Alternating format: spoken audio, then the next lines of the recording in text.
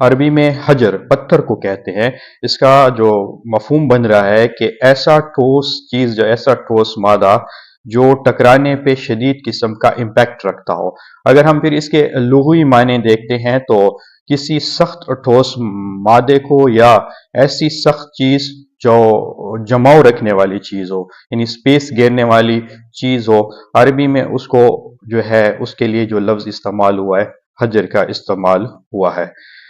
بنیادی طور پہ حجر قدرتی طور پہ سخت مضبوط شکل کا اور سخت قسم کی ساخت رکھنے والا چیز جو ضرب کی صورت میں یا تصادم کی صورت میں شدید ترین اثر چھوڑتا ہو،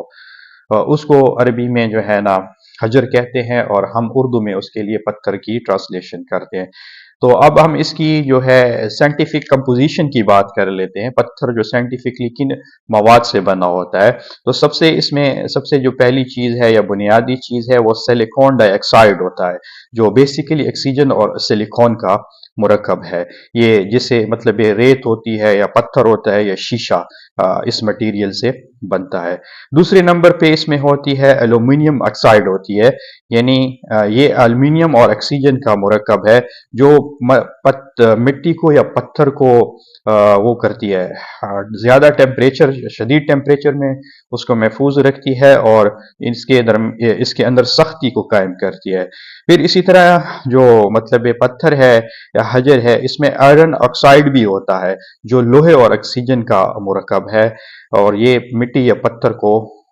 رنگ بھی دیتا ہے اور اس کو مضبوط بھی کرتا ہے۔ اس کے علاوہ پتھر کے اندر کیلشیم کاربونیٹ بھی شامل ہوتا ہے جو آکسیجن، کاربن اور کیلشیم کا مرکب ہے،